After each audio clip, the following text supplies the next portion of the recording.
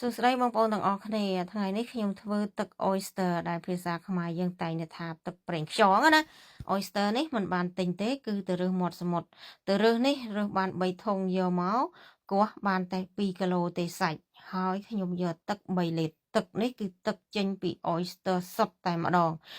របៀបដែលខ្ញុំចំហុយ oyster បកនេះវាងាយស្រួលបងប្អូនគ្រាន់តែឲ្យក្តៅទេវីដេអូខ្ញុំបានចេញហើយ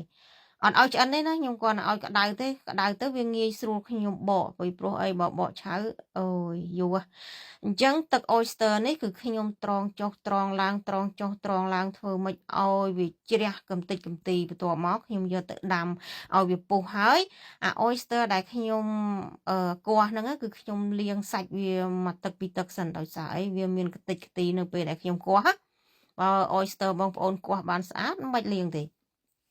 ខ្ញុំដាំនៅក្នុងឆ្នាំងនេះតែ20នាទីទេគឺខ្ញុំស្រង់សាច់ចេញហើយ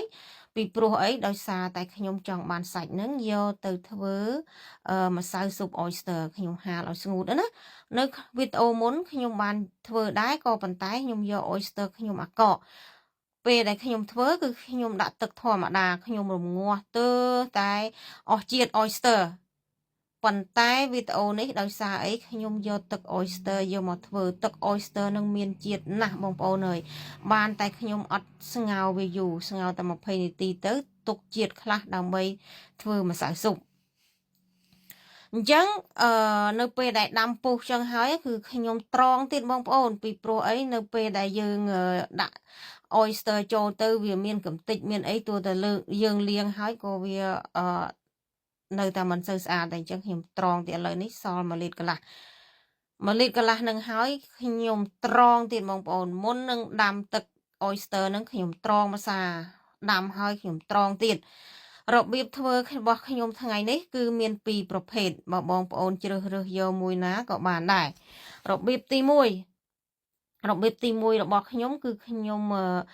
យកស្ករត្នោត3ស្លាបព្រាបាយបើបងប្អូនអត់ចូលចិត្តផ្អែមដកស្ករទៅកូរស្ករបើភ្លើងតិចៗឲ្យក្រហមហើយឈ្ងុយមិនក្រហមខ្លោចឈ្ងីមទេណាបន្ទាប់មកខ្ញុំដងទឹក oyster ដាក់ចូលបន្តិចទៅឲ្យវារលាយស្ករហើយខ្ញុំចាក់ចូលសល់ប្រហែលខ្ញុំដាក់ចូលទាំងអស់ហើយក្នុងកែវនោះគឺខ្ញុំទុក300មីលីលីត្រធ្វើរូបមន្តទី2អញ្ចឹងខ្ញុំកូរឲ្យលាយស្ករទៅខ្ញុំអត់ដាក់អំបិលថែមទេដោយសារអីទឹក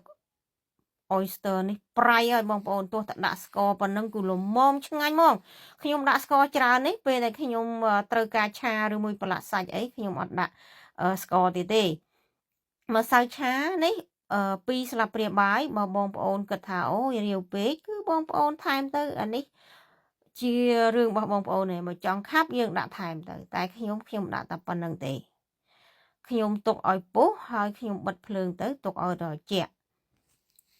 រូបមន្តទី2គឺខ្ញុំទុកទឹក oyster ហ្នឹង300មីលីលីត្រហើយខ្ញុំដាក់ទឹកស្អ៊ីវពណ៌ខ្មៅ2ស្លាបព្រាបាយបើចង់ខ្មៅខ្លាំងដាក់3ទៅហើយនឹងទឹកស្អ៊ីវផ្អែម1ស្លាបព្រាបាយហើយបងប្អូនកូរទៅបន្ទាប់មកម្សៅឆា1ស្លាបព្រាបាយនេះបងប្អូនដាក់ទឹកឲ្យកូរវាចឹងទៅបើបងប្អូនចង់ស្អិតខ្លាំងដូចក្នុងដបគេបងប្អូនដាក់ឲ្យច្រើនទៅឥឡូវនេះបានហើយនេះឃើញទេពីរឆ្នាំងហ្នឹងខុសគ្នាអាឆ្នាំងទូចនេះគឺដូចដបយើងប្រើអញ្ចឹងហើយបើខ្ញុំជ្រើសរើសគឺខ្ញុំជ្រើសរើសយកអាឆ្នាំងនេះបងប្អូនអើយឆ្ងាញ់ណាស់ទុកឲ្យត្រជាក់ខ្ញុំដាក់ចូលក្នុងថង់ទឹកកកអនាម័យដើម្បីដាក់ចូលទូទឹកកកអាកកខ្ញុំធ្វើ oyster នេះលើកទី1បងប្អូនហើយដាក់កែវហើយដាក់ចូលទូទឹកកកធម្មតា 4-5 អាទិត្យដុះផ្សិតជុក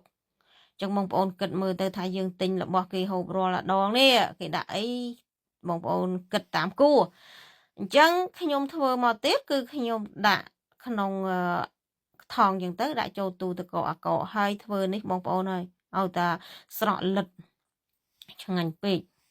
ឆ្ងាញ់មែនដល់ពេលដាក់ចូលទូកកពេលដែលបងប្អូនចង់យកមកហូបចង់យកមកឆាយកមកធ្វើអីដែលបងប្អូនចូលចិត្តធ្វើណាយកមកដកពីទូកកមកយើងកាច់ផុស យកមកដាក់ទៅបងប្អូនងាយស្រួលហើយយើងដកចេញមកយើងកាច់ហើយយើងដាក់ចូលទូកកអាកកវិញទៅខៃទឹក oyster នេះខ្ញុំអត់មានដាក់អំបិលដាក់អីទេបងប្អូនអញ្ចឹងក្នុងវីដេអូនេះបើមានការខុសឆ្គងត្រង់កន្លែងណាមួយសូមបងប្អូនអធិស្ឋានផងសូមបងប្អូនទស្សនាវីដេអូបន្ទាប់ពីរបៀបធ្វើម្សៅស៊ុប oyster